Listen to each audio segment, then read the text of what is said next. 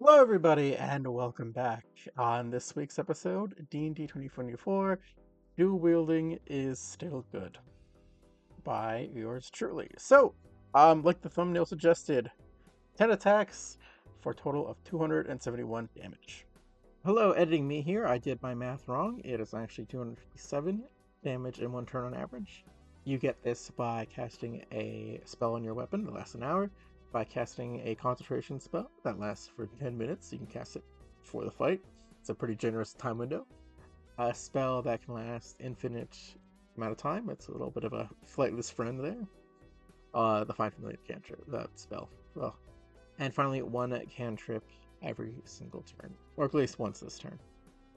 You start off by using weapon 1 with a cantrip, then attacks from weapon 1 two more times, and finally attack from a weapon 2 and 3 for your action. Then you action surge for 4 more attacks with your first weapon, and then wrap that up with one final bonus action attack with weapon 1. This is just a lot of damage that you can do a lot of attacks with, so has a pretty high accuracy at this level. It is a very fun, very insane. Your DM will hate you though, so make sure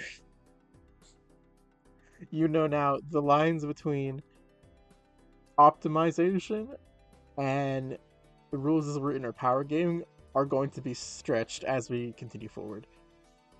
Everyone say hi to the Normans. Oh, this is Normal Norman and Sophia Norman. Aren't they two great? Well, one of them's going to become this build, and we'll get into that later. So, starting off, you want to aim for a strength-based two-weapon fighting style. Even though you do have some benefits with better dexterity for dexterity saving throws and better initiative, I think the benefits you get from strength with better AC and better weapon access is just far superior. So that's why I made the strength-based build. We're gonna pump our stats for 15, 10, 14, 15, 8, and 8. And then we're gonna get the soldier background to give our strength to a 17 and our intelligence to a 16. Got this up there. And also getting the alert feat, which is fantastic. And it will combo with one of our early pickups. Since they are humans, we're gonna pick up Tough. Now, I know that Savage Hacker is an option. It's really not a good option. People have done the math. It is barely a increase in damage whatsoever. It is not worth it. Better to stick around long enough to, fight than to go down as easy. So, I'm mostly going to be focusing on the aggressive aspects of Fighter and how we can boost our damage. I won't much be talking about anything defensive, such as Second Wind. Very great utility and defensive options. We're not going to talk about it here, even though I love Second Wind. So to start off, we're going to go two-weapon fighting. We're then going to pick up the masteries for short swords, scimitars, and lances to start off with. And finally, for equipment, all you really need is chainmail, sword, and scimitar. You could sell that great sword that you get with the chainmail. So we're going to have to go over a little bit of the rules to get into this build. So starting off with weapon properties. The light weapon property, when you have an attack action on your turn with a light weapon, you can make an extra attack as a bonus action with the same weapon. That extra attack must be made with a different light weapon, and you don't add your ability modifier unless it is negative. Alright, good. And then Nick, the mastery for scimitars. When you make an extra attack as a light property, you can make it as part of your attack action instead of as your bonus action. You can only do this once per turn, however. But that's just a nice little free up for your bonus action there. Heavy. You have disadvantage on attack rolls with a heavy weapon if it's melee. If it's a melee weapon, your strength score has to be 13. If it's a ranged, your dexterity score has to be 13. But it's great that we have a weapon pickup, the lance, that has the heavy property. Two-handed. Two-handed weapon requires two hands when you attack with it. Well, It's a good thing the lance is a two-handed weapon, but not all the time. And we'll get back into that one. Now moving on to core feats. So we have the 2-weapon fighting feat, which we took earlier. When you make an extra attack as a result of using a weapon that has the light property, you can add your ability modifier to the damage roll if you already hadn't. So that's going to go into our first off level 1 starting build. We're going to have our modifiers on both of the attacks. Nice. Then there's also the dueling feat. When you're holding a melee weapon in one hand and no weapon in the other hand, you get a +2 to bonus damage to the +2 to the damage rolls of that weapon. Great, but that doesn't really work out for us, at least for now, because we have both weapons in both of our hands. The dual wielder feat. Enhancing dual wielding. It gives you a +1 dex or strength. We're going to go with strength when we get there. Enhanced dual wielding. When you take the attack action on your turn and attack with a weapon that has a light property. Oh, good, while we're doing that, you can make an extra attack as a bonus action. Oh, well, we just freed up our bonus action. That's great. All right, so later in that turn with a different weapon, we're already doing it anyways. We're going to go 1 strike with the short sword and then probably another 2 strikes with the scimitar. Fantastic. Making that melee weapon has to lack the two-handed property. You don't have to add your ability. You don't add your ability modifier to the roll, however. The extra damage, unless it's negative. Oh wait, well, man, wouldn't it be great if we could use the lance? I mean, it is two-handed after all. Well, not always. And finally, more importantly, quick draw. You can draw or stow a weapon that lacks the two-handed property. Well, this works great for our short sword and scimitar there, but that lance is going to be a real problem when you would only be able to draw or stow one. So, for example, you could have, let's just say, one weapon out, your short sword, and you can attack with it, and then you could stow it away, and then you could bring out your scimitar as the draw action, and then with that attack, you can attack with it, stow it away, and then draw back your short sword. Huh. That concept is called weapon juggling. I'm pretty sure you may have seen videos on it already. So another feat, Great Weapon Master. Heavy Weapon Master. When you hit a creature with a weapon that has the heavy weapon property as part of that action on your turn, you can cause the weapon to deal extra damage to the target. The extra damage is equal to your proficiency bonus. Oh, well, that's perfect for Lance. Oh, but you know, the sucks about the Lance is that it's a two-handed property. It doesn't really work well with the others two. Oh, geez, bummer. There's also the Hue attack too, which can be procced when making a critical hit on your turn, immediately after as a bonus action, or if you reduce a creature to 0 hit points. This extra attack, I believe, does include your modifier, so it's a little bit better than the enhanced dual wielding feat, but it doesn't always proc as easily. But hey, at least this works on our short swords and scimitars. Oh, what's this? Is this? We would also be taking the strength. Let's go for that. Is this mounted combatant? Huh. Well, mounted. You have advantage on attack rolls against unmounted creatures within 5 feet of you that are one size smaller than the mount. So if I, let's just say a horse, a riding horse, a war horse. Man, everything medium or under is going to get probably hit a whole lot. Pretty accurate with my weapon there. It has a bunch of other benefits for protecting the mount, but this is the main one we want to focus on. But keeping your mount alive is also pretty good.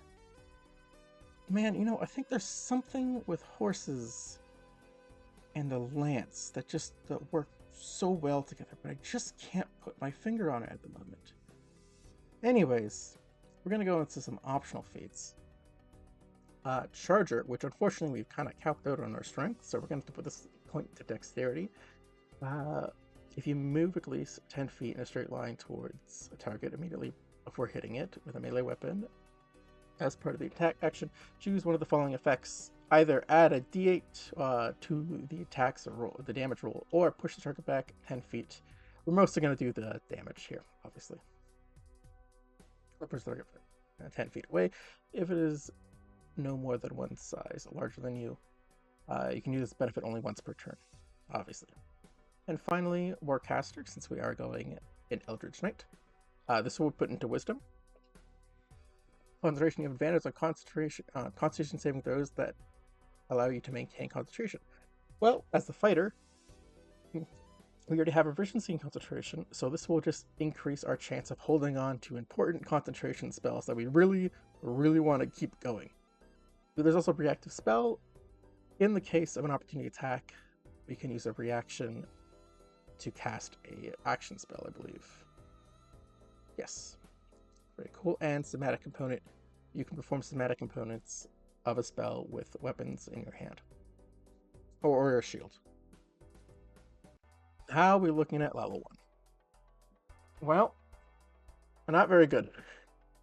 Not very good for level 2. Level 3, we kind of pop off. So what we'll be doing is we will be stabbing with our short sword. And if we hit, on average, the hit rate is between 60 or 65. I will go with the pessimistic route of 60. And this will lower if you don't keep that stat up. So you don't keep on adding to your strength when you have ability score modifiers. And if you don't keep on adding to your other stats or like dex, intelligence, whatever you have. So it is a d6 average of 3d5 plus your modifier at the moment, which is a 3, so that's 17. This is just if in case we crit, we do another die of damage and 5% chance on the d20. Same thing here. We can use this all in one action with the nick from the scimitar. The thing here is if we do hit with the Vex, we get the Vex's property of giving you advantage on your next attack roll, so we'll actually have an 84% chance to hit because we're rolling with advantage and a higher crit chance. But if not, we'll go back to level chance.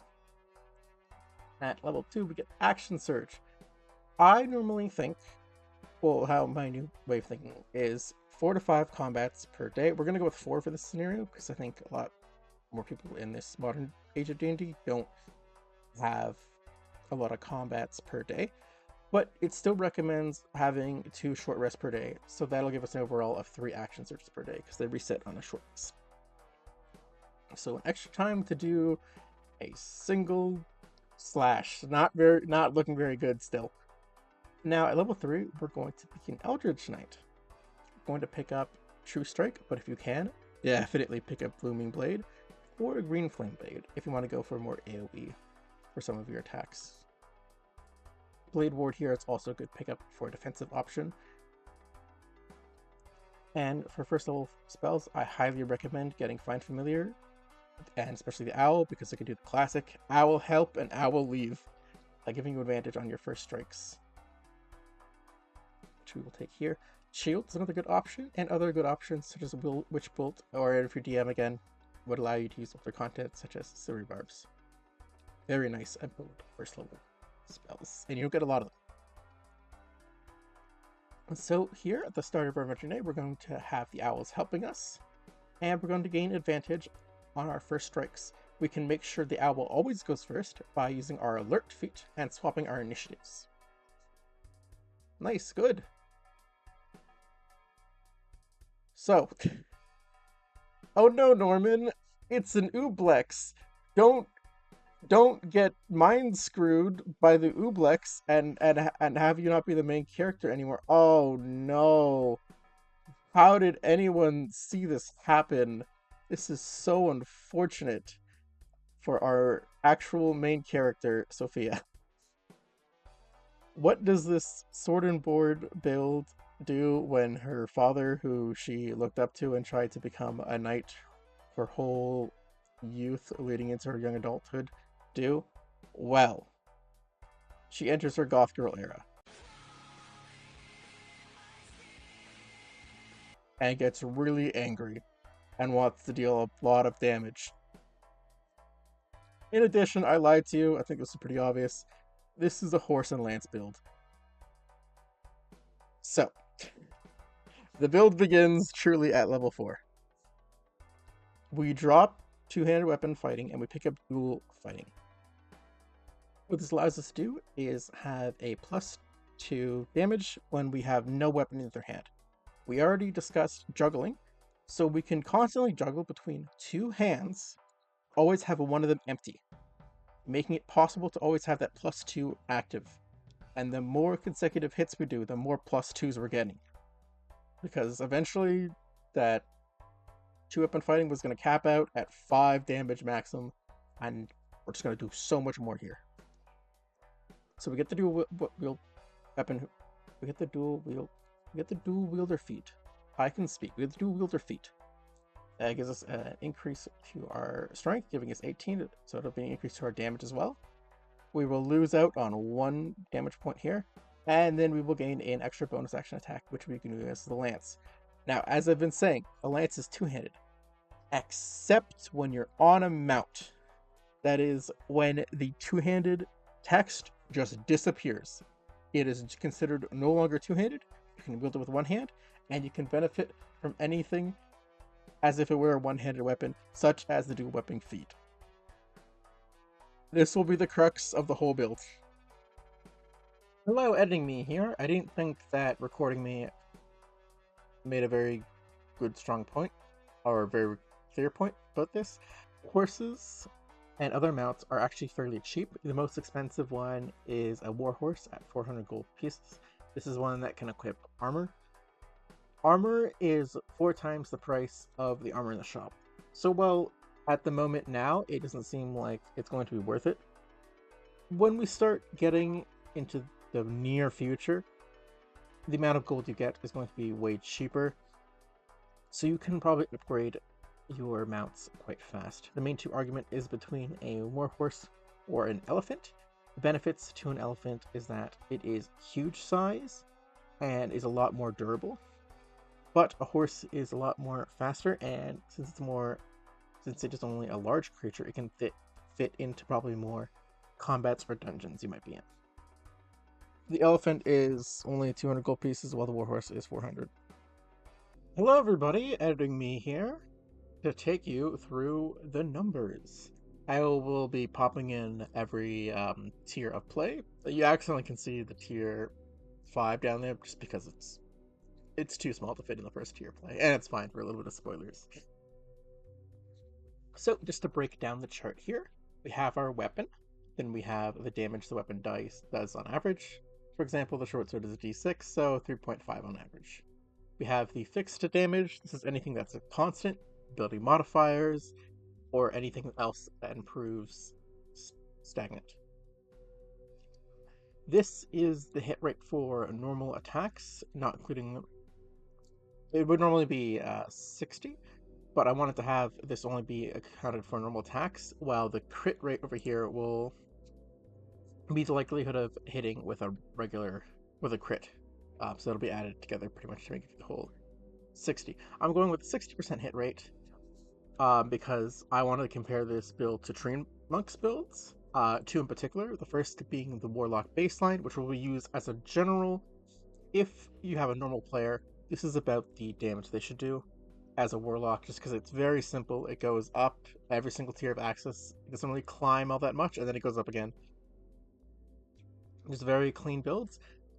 And also comparing it to the more important one, which is the Eldritch Knight,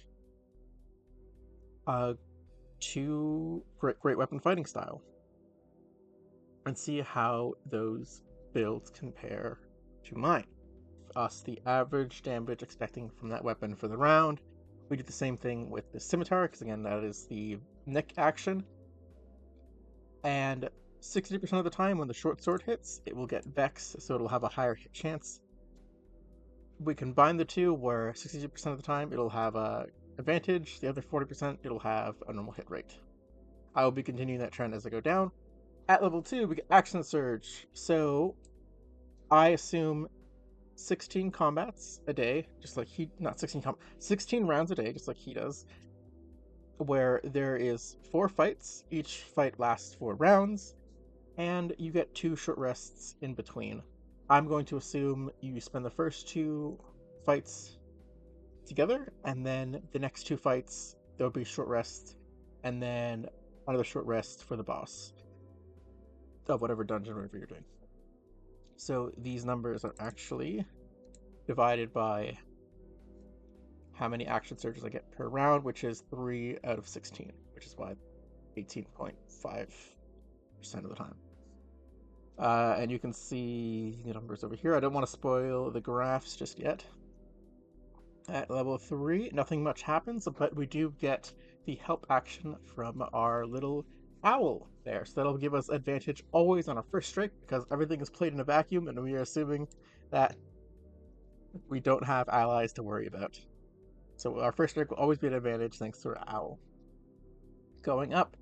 Alright, we get the lance bonus action now, as well as when we action surge, instead of using the short swords, we can use the lance. As we can see, our numbers have changed to the +2s to all of them, plus our modifiers on our main action right here. But remember before it was, what's it called? Yeah, you were just there. That was for me days ago. So we've started to climb pretty fast, especially at level 4. Because of this extra lance attack as a bonus action, it is...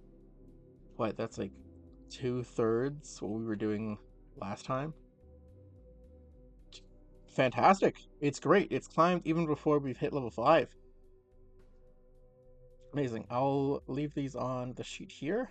Oh, and the Vex rate has gone up as well because we have a higher chance to hit with our actual short sword this time. And the same thing, this is with advantage, timesing the 55 by, well, the miss rate by itself, and then giving us the advantage hit rate. I don't think I'm missing anything from this tier play. We're gonna talk about Topple next. We can't really, Topple won't really do anything for us in this tier. So I'm going to cut it here and see you at the charts. Alright, everybody.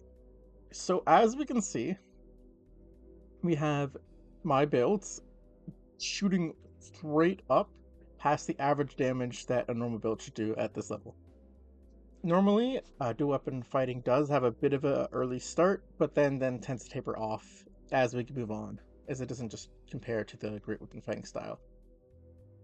However, here, because we're not only doing 2 attacks, we're doing 3, it is shot up massively, doubling and overshadowing both the Greatsword Eldritch Knight as well as the baseline Warlock. Surely this trend won't continue, right? Alright, I'm back because I paused. So, level 5, we get extra attack. This allows us to put one of the lance attacks actually at the beginning. We'll use the owl to help us on this lance attack because we're going to try and topple the enemy, which is a strength saving throw. I looked into it. People have a general agreement that it hits about 50% of the time they'll be crippled, or 50% of the time they'll be up. It really depends on the monster. So you're either looking at advantage on all these strikes because you're in melee range, or your regular hits. Well, actually, for the scimitar, the Vex hitting will also get. Anyways, but we're missing out now on this short sword hit for this obviously stronger lance and topple combo, which you want to do at the start. At level 6, we have Great Weapon Master. As much as we lost the ability to, as much as the lance lost the ability to be two-handed, it is still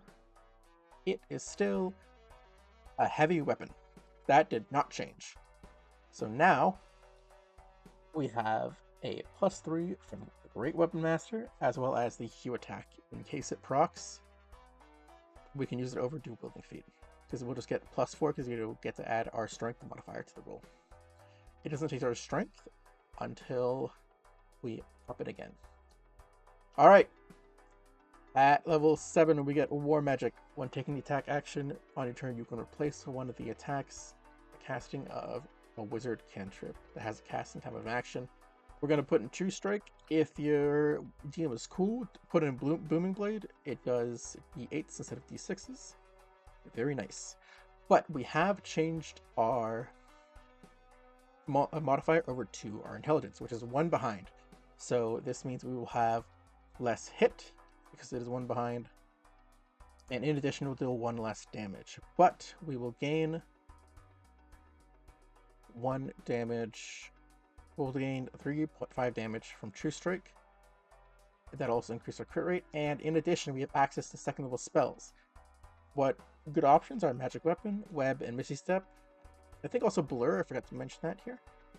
But we are going to take Magic Weapon for this build. So with Magic Weapon, we only have 2 spell slots per day, but it lasts an hour.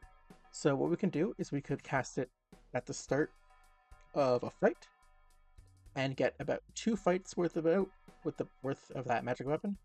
We cannot use it for the 3rd fight of the day, but during the boss fight, we can reapply it back on.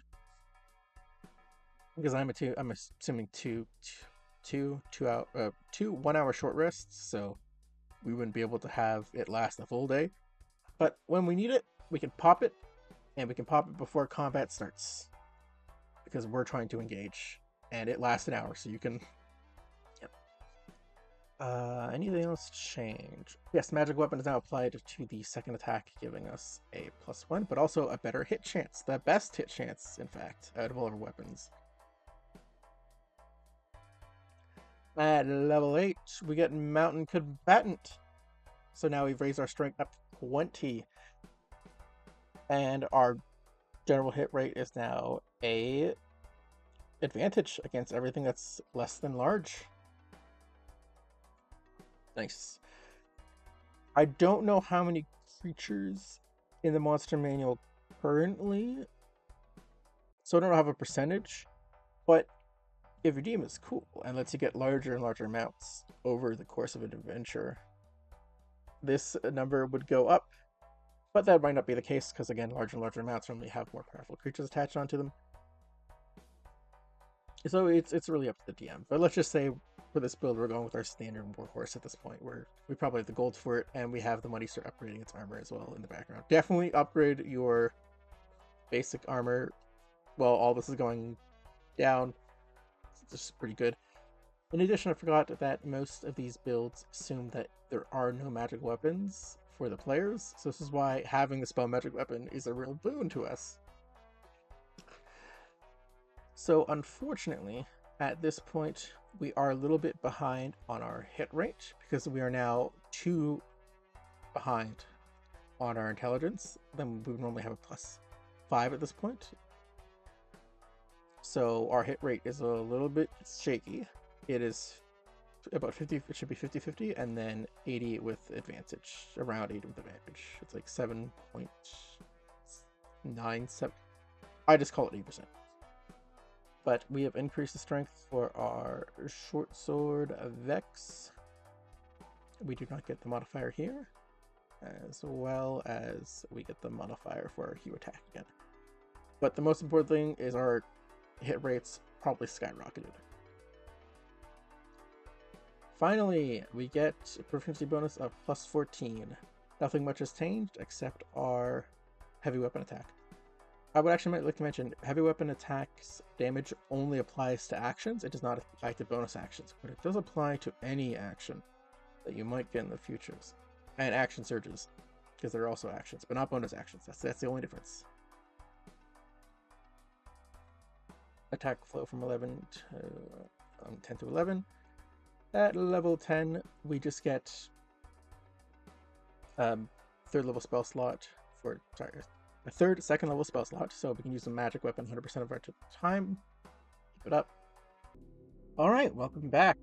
Now we're in tier 2 with level 5. This is where Topple starts to matter. So, Topple has about a 50% hit rate, and then I have to subtract the fact that it could still miss altogether. So we get a 42 chance that Topple actually works, giving the rest of these attacks advantage. And we start to swing more towards the chances of getting advantage for our next couple of hits. So 42, and that'll give us advantage. And if we just don't land the 42, then we'll hit for normal. And that'll start to increase our damage quite significantly as it becomes just more accurate all around. The Vex and Topple working together, it's Not as good as it was last time, because the last time we always got the advantage because we were always hitting with our short. Not always hitting with our short. We're always hitting with advantage with the short. Now we have to make sure that topple happens. If not, we have to make sure that short sword hits to get the vex on our scimitar. And then now, because we're going to use our bonus action to topple as well as our lance, we have a chance of toppling. Like, if we go for the topple on both times, we have a higher chance that it's going to work instead of miss. And at this level, again, we also have 2 attacks with our action surge, so this is just going to completely just be doubled what our normal lance attack would look like. At level 6, we're getting Heavy Weapon Master. It's going to increase our damage quite a bit. And then we have the Hew rate. Hew is the crit, or with an enemy falls to 0 HP, we get our modifier to the attack instead of just doing the normal non-modifier attack roll. I just played it simple. I just went off of all the attacks in front of us. What is the rate of them critting? It's about 14%. 14% of the time, so it'll be that times my strength score for Sophia. Boom. Great. We can see the numbers begin to climb once again. A nice shoot up with the second attack to 32, and it's climbing even further with the Heavy Weapon Master combo. At level 7, importantly, we get True Strike. This will turn down our accuracy quite a bit, but it will have the advantage help from the owl, as well as it will be magical weapon at least 75% of the time. So that'll help us land those True Strikes, and we really want that damage. It's still pumping out a lot, and we're still climbing, even though this should be more of a lull period of our growth. Same thing too, the action surge now has the magical lance to hit, and so will it also help for the bonus action attack. But topple has gone down just a slight bit because of the accuracy penalties for now using intelligence, which is a step behind. And then at level 8, it is 2 steps behind. But for our lovely benefit, we now get access. We now chose Mountain Combatant. So I looked at the monster manual. Not the monster manual. I looked at the full monsters been printed, and looked at how many gargantuan, huge, or large creatures there were. And there is about half of them that are in that category.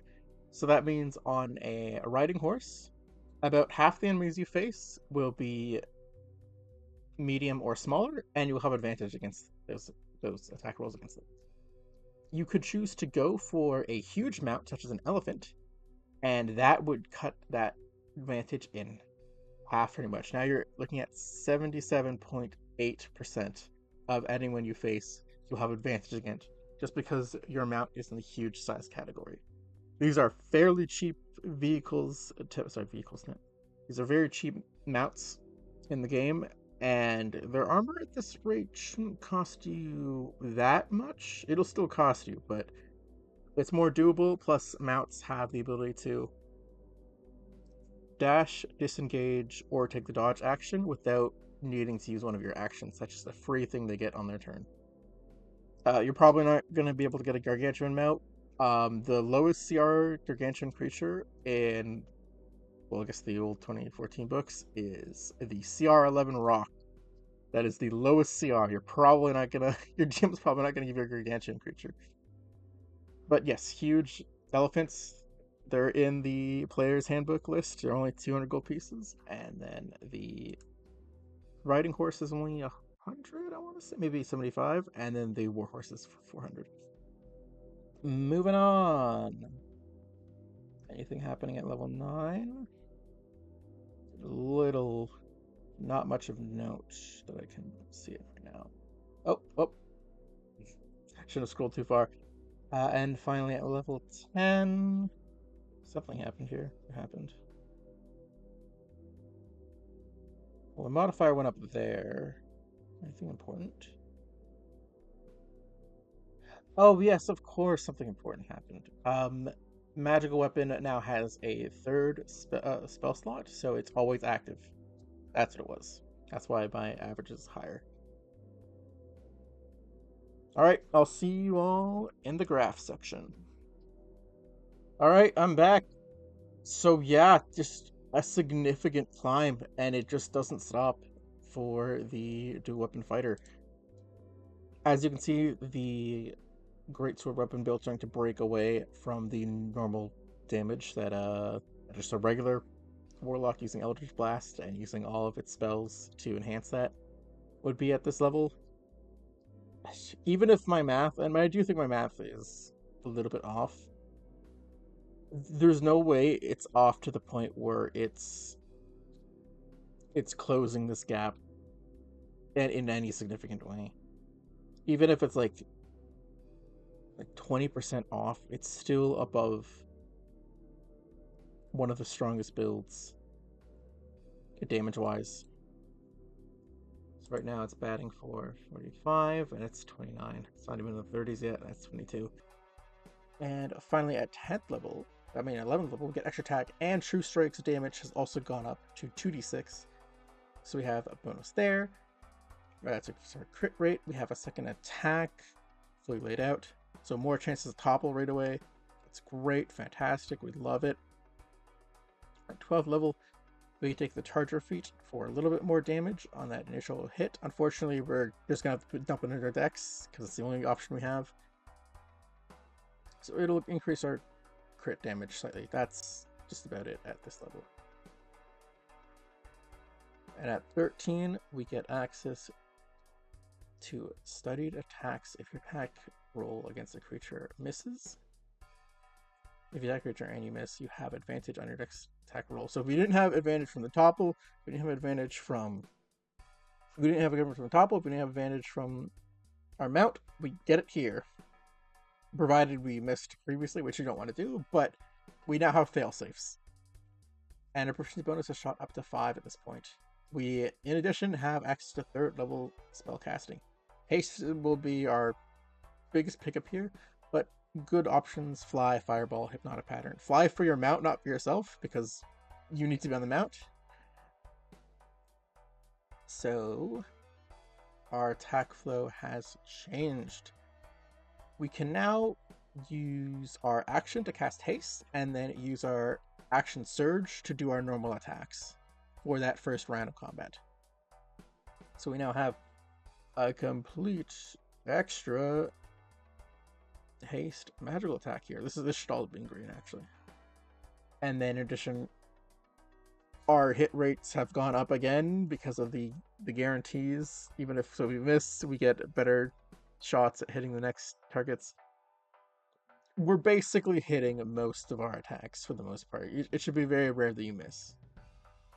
Even with the negative, even with the not negative, the intelligence having to play catch up.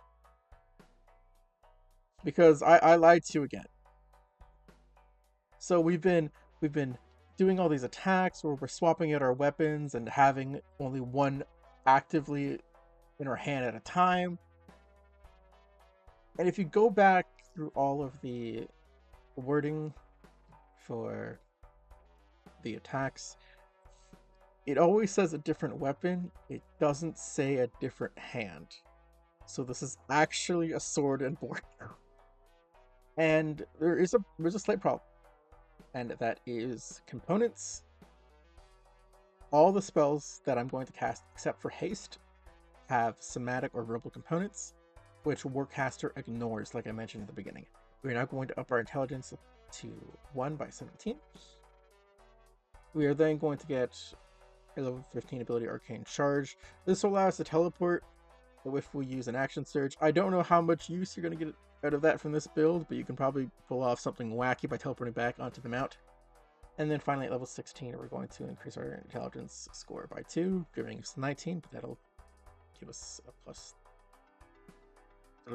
1 to the intelligence ability score, and then also we're getting a third level spell slot for another haste. So we have 3 hastes now, so it's active 75% of the time. We have a better hit rate now that we bumped our intelligence up, and not much has changed here. Alright, I'm back for the third time, and we get an extra attack at level 11. Action Surge has also got an extra attack thanks to it. And just that third attack is setting us catastrophically atmosphere. Anyways, this build is blasting off, and it just doesn't stop. 68 damage on average. Because of this, we are now toppling twice first, having a way higher hit rate than average. That's gone up too, because our strength is maxed out and we have a +1 weapon. So our topple rate is very high for the most part, even if we're grabbing random. Yeah, 98% of the time we're hitting with advantage, 11% of the time we're hitting for neutral. When we go down to level 12 here, can't see if anything changed off the bat of my eye. Something did. I mean, that's 4 extra damage right there.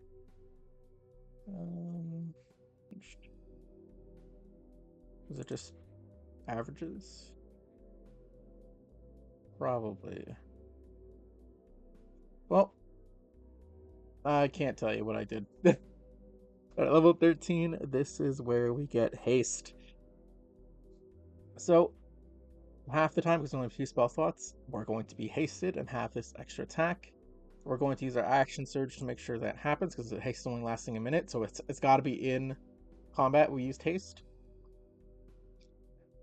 So that has cut our action surges down to once a day for the attacks, and then twice a day for the haste actions. So I've divided that by 3, and then I've just added another attack, pretty much. Yeah. So right now, because our haste will be making 3 attacks over the course of 4 rounds, while our action surge will be making 3 attacks over the course of 1 round, it's better per combat. But if you don't think you can maintain the haste, you can use it now. But again, at level 14, we get our Warcaster feat that will help us maintain haste. So I'd rather use haste then, if you aren't comfortable with it. None of the damage changes though between level 13 and 14.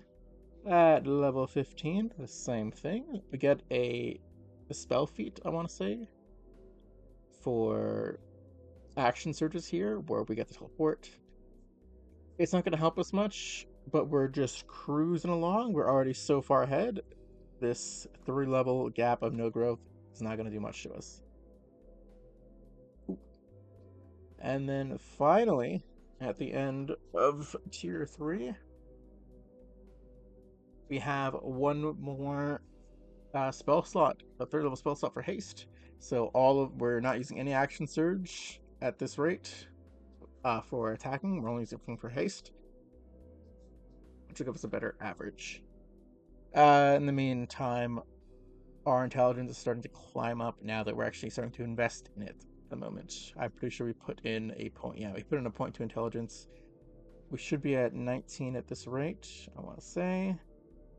Yes. So we're leaving this off with 80 damage, 80.9. So I'll see you on the charts. And as we leave tier 3 with a big jump, our lead doesn't stop, even though it stagnates like other builds would. The great sword Eldritch Knight is just not climbing up to where we could be. At this point, I realize my math could be way off because of not accounting for the amount of topples we could attempt to make on the turn. The 13th level feature. Oh, that's what I forgot about 13th level. The feature where if you miss an attack, you get to make the next strike at advantage for all fighters. I could be wrong with that one. But I think this climb is very parallel to the same climb we see in Treant Monk's video, so I'm not too worried that my math is that far off. And again, I've left all the numbers and what the thing I'm doing turn order, so if anyone needs to correct me, and it's fine to correct me about what it should be, but I think it's still going to beat out the Great Sword fighter. Now, at this point, I'm also realizing, is it really just because Mount Combatant is just so strong, that could just be the case. Or the Lance is so strong, that also could just be the case. Because I know, I think at this point in the video I've revealed, hey, this is actually a sword and board build. I just consider those two the same things mechanically now. Alright, I'll see you all when I go on to Tier 4. So we get into level 17. Tier 4. Alright, our proficiency bonus is now 6, and the damage for 2 strike has gone up once again. We now double our action surges, getting twice per short rest, so for 6 a day total. So we can do a lot more of this. Now, I think one thing I did forget, when you action surge, you actually don't need, you actually, well, it doesn't, you don't sword and scimitar, you just do 3 lance attacks. You can also not use the cantrip, because that is a 1 cantrip per turn, as well as, well, 1 cantrip per turn, 1 cantrip per action. Actually, you might be able to, yeah, I should look into that. And finally, our proficiency bonus is up, so has the heavy weapons gone up again. Nice, nice, nice. Level 18 and 19. Improve War Magic. When you take the attack action on your turn, you can replace 2 of the attack action cast with 1 level 1 or 2 wizard spell as a casting time of 1 action. I don't know how often you're also going to be using that ability with this build. You might in a pinch if you forget to up one of your spells, or you get surprised on.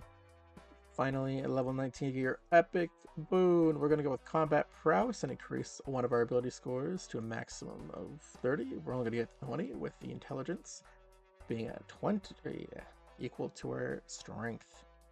This ability gives us aim. When you miss an attack, you can hit instead. Once you use this benefit, you can't use it again until the end, or until the start of your next turn. And finally, at level 19, we also get 4th level magic. Conjure elementals, only pick you need. There's banishment too.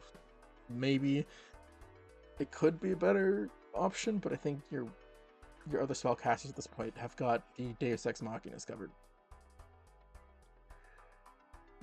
So, for the one combat where we can't use haste, we're going to use Conjure Minor Elementals. Let's just say it's the boss fight.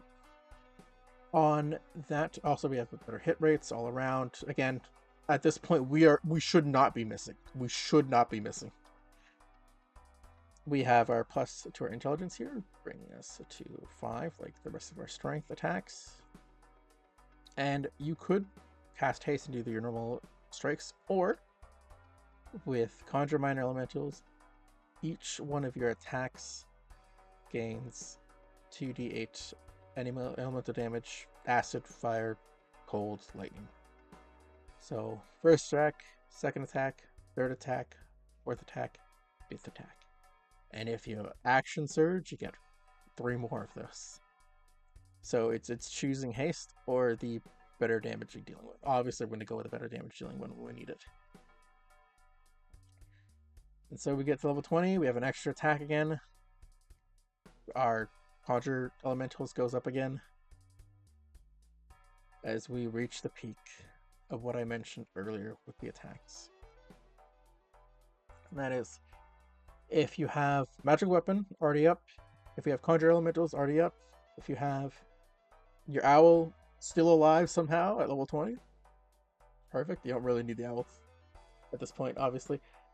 And finally, if you're able to cast Tree Strike or any other cantrip on your turn, you just go to town. This much with the first hit, this much with the second 2 hits, this much with the short sword Vex scimitar hit, Nick scimitar hit, and then we'll have the 6 hits, and then we can action surge and get 4 more strikes with Conjure Minor Elementals and 4 more lance strikes. And you're also about this point probably more bound to have the crits or kill things, so you're going more hues and you gain that plus 5 damage there. And that brings us back to the 271 damage baseline. I haven't put this all on a graph just yet. I will see what that looks like. But until then, like and subscribe. Alright, we've made it to tier 4. Something significant happened here. Oh, yes, that is right. Our cantrip for True Strike increased once again. I forgot to mention that all the way down. Yeah. Well, I mentioned in the video. True Strike increased once again. Anything else change? Our Lance Strikes got more consistent. Is that it? Just the True Strike change? Yeah, oh yes, because the number went up as well, so it's more consistent. That can't be the only reason. Oh, our proficiency bonus is going up slowly, increasing our Great Weapon Master damage. That's what it is.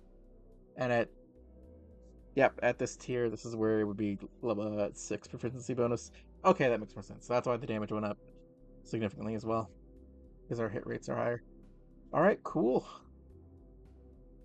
Moving on to level 18.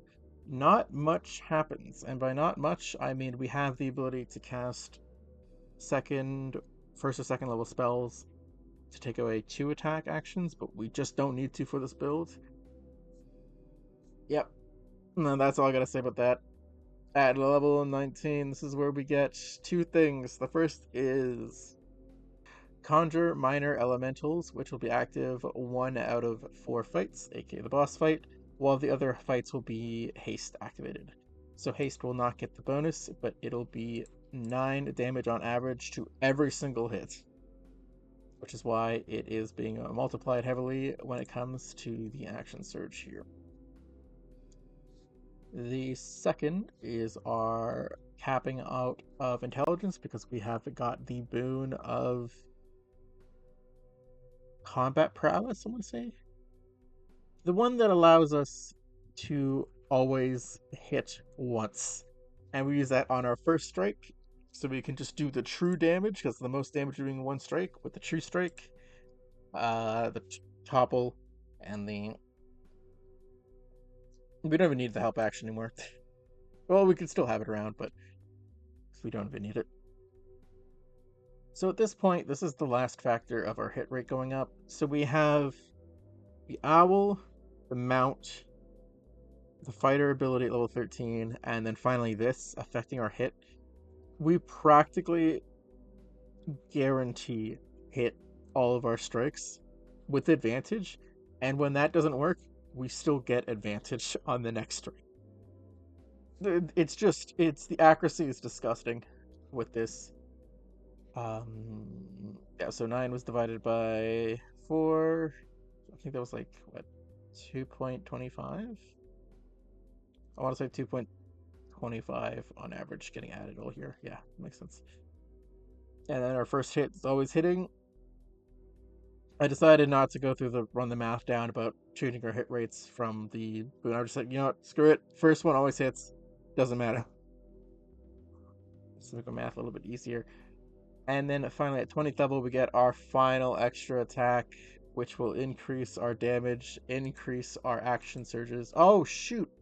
Did I forget to mention at level 17 we have action surge twice now? I did forget to mention that.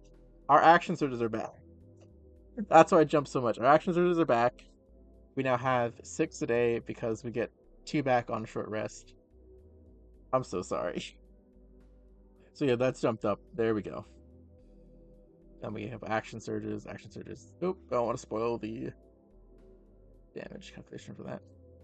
So action surges, there goes up, leaving us with an average of 139 around. When we take that over to the chart, I mean, again, the great sword did get nearly 100 by the end of it, but at no point does it feel like it's going to surpass this build. And then yeah, the warlock just doesn't do as great. It almost gets close, but hey, maybe that's the price for ranged weapons attacks. But this is also assuming you make spells in between, other than Hex. So one last fun thing was the total amount of damage you can do in a single round. So if you've already casted Conjure Mind Elementals up, so it's 10-minute casting time, already have your magic weapon, you have the owl, I guess, it's there as an option. Oh, we can't cast haste, so haste is not on this list. So we True Strike, Magic Lance, help, and we hit this first one. Always. Bam. Second attack. Most of the time, we're going to have Topple activated, or some sort of advantage. Bam. Same thing here, just a greater chance of that happening. Bam. Short Sword to Vex the Scimitar. All of this is proccing the Conjure Minor Elementals. And then we Action Surge, and we do it all again. Sorry, that's the bonus action lance. This is the Action Surge. We do it all again, and we wind up with 256.9. Okay, 257. 257 damage for that one round. It's like a quarter of a Trask in one round. Granted, I will bring this up. Here are the downsides to the build. One, you need the mount. You need the mount to live, as well as you need the mount to fit into spaces. Two, the DM is okay with you doing the weapon swap trick with the dual fighting feature. It is, again, it is in the rules. I don't know where this blends the line between being optimal and being a power gamer, or rules as written gamer. I mean, if you only ever have one weapon out at a time, I mean, I don't know, man. It's there. The dual weapon fighting feat. It's pretty good. It's pretty nice. This could also just be the power of the lance. Maybe I can do a better build like this without even needing to be a dual weapon fighter. Just full on lance it out. Or maybe the greatsword would be a lot better on a mount. Maybe it is the mounted feat that really strengthens this up. I don't know. I'll let you guys decide that in the comments. And hopefully this becomes a point of discussion. But overall, I just think people are flaking out on dual weapon fighting, and I think it's pretty good. Have a good one.